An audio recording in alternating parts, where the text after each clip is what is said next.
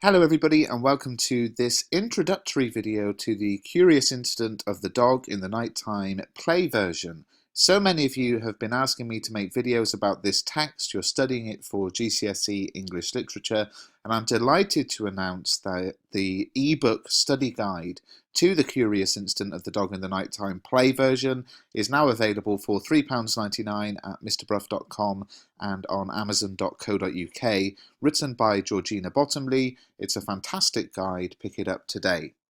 So I just want to give you an introduction to the play in this video. The Curious Incident of the Dog in the Nighttime actually first appeared in the form of a novel written by Mark Haddon, published in 2003.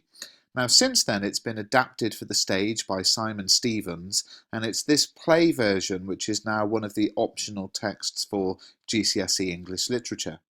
The novel and the play have been very successful. There have been productions of the play in London, on Broadway, and in several other countries.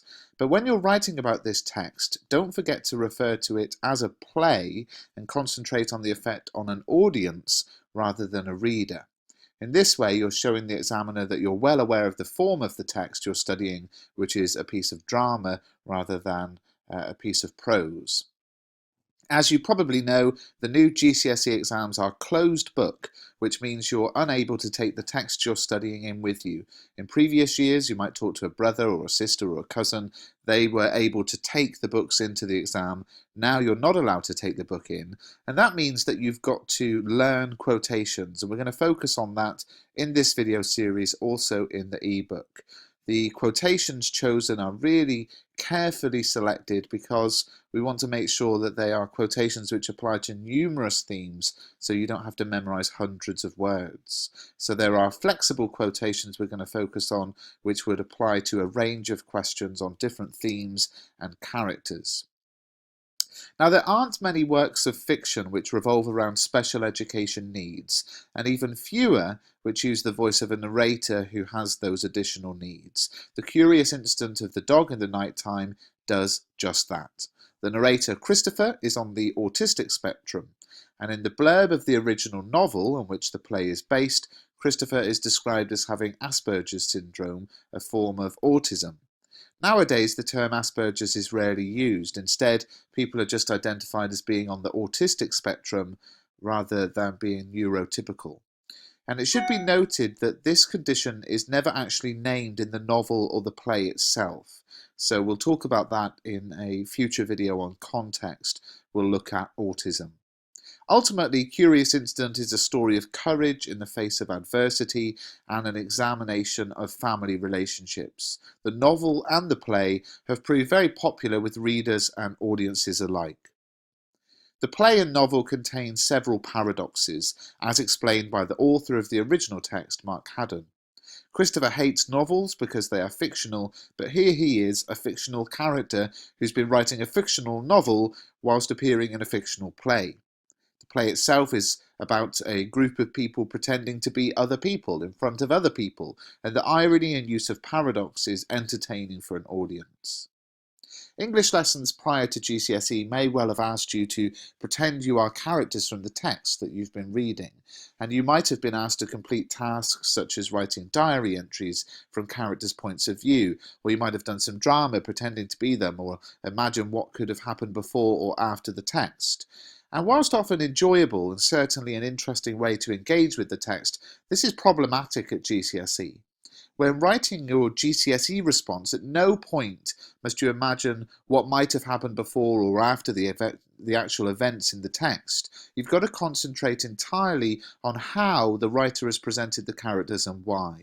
It's not an opportunity for being creative. You can keep that for English language, paper 1, question 5. Analysis is the key to your English literature responses. You need to focus your response on how the characters have been shown. Remember that they were deliberately presented that way, and why. What is the effect or possible effects on the audience? Don't at any stage be tempted to explore what might have happened before or after, or what else the characters might have done. Now, most exam questions will ask you to write about how a character is portrayed, and the way to address that kind of question is actually to explore the writer's use of language, structure, and form. All of the main characters and some key themes are explored in greater detail in the ebook, and we'll look at them in this video series too. But when we're talking about language, we're talking about a writer's deliberate use of words for effect. Remember that the playwright also wrote the stage directions, so your analysis is not limited to the words the characters actually say, it's every word on the page. In addition, you should think about the way Christopher speaks aloud in comparison to the way he's written his book.